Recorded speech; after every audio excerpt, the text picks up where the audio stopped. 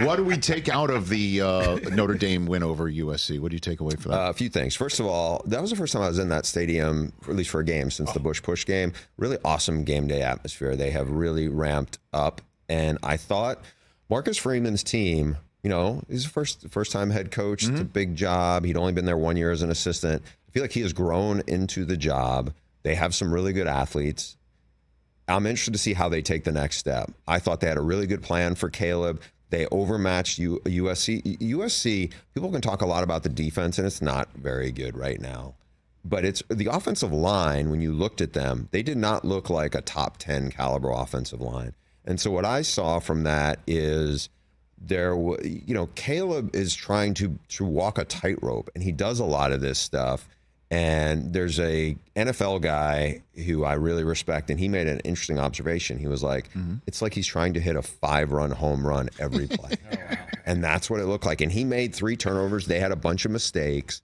And he is trying to play, I don't want to say just like the perfect game, because it's one thing to be efficient. It's another thing to make spectacular play after spectacular play. And USC was not ready for the big moment.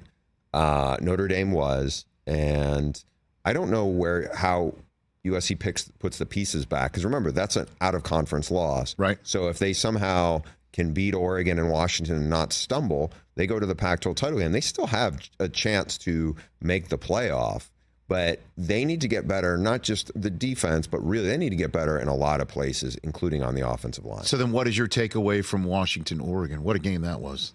Yeah, I think the way Michael Penix Jr. is playing right now, his receivers are really good. He is playing at a really, really high level. They stretch you out. They throw deep balls. He's accurate deep. Kalen DeBoer, this is his second season. Hopefully the rest of the football audience is learning who this guy is. He's a fantastic coach. And remember, they were really bad when he took over. He came from Fresno State. He's a guy who won a bunch of national titles as an NAIA coach, very even keel. I think, I wouldn't write off Oregon. I think Oregon's a really talented all-around team.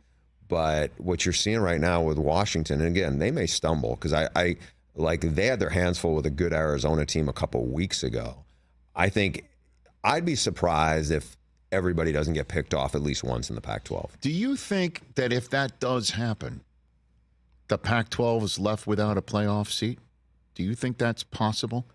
Because if Georgia moves on, they're in, right? If Florida State moves on, they're in. And I think if there's a one-loss Big Ten team, if those guys pick themselves off, right, I think that would probably leapfrog, because then whoever that is would still have probably as good a win, if not a better win, than anything that's going to be in the Pac-12. Now, here's the caveat to that. Yes. This is the last year in terms of, probably for the Pac-12, obviously, but the Big Ten West still stinks, right? You got a beleaguered Iowa team that is winning in spite of its offense, and now their offense has all sorts of season-ending injuries. So if Iowa comes out of that side, look, maybe they'll be 11-1, or even worse, 10-2. They could, the ranking will still not be, it's not like they're going to be 24th in the country. The Pac-12, on the other hand, because it's the 2 best teams, whoever plays in that title game is going to get a boost. I think if there's a one-loss Pac-12 team, they're going to get in. Even if it's USC. If USC runs the table, that means they would end up having wins over Oregon and Washington, and UCLA, and Oregon State, I think. So did Oklahoma knock Texas out, or what about either one of those two teams? That's the other wild card. Now, if Texas wins, and if Texas is a one-loss team in there, and they've avenged their loss, and they beat Alabama pretty soundly in Tuscaloosa, I think that you'll get them there. I just have a hard time thinking something is going to happen here. Because right now you have North Carolina that's undefeated. You have, obviously, Florida State is undefeated. I just don't think form is going to hold. There's going to be teams that are going to get knocked off. Catch the Rich Eisen Show every single day on the Roku channel, 12 to 3 Eastern, for free.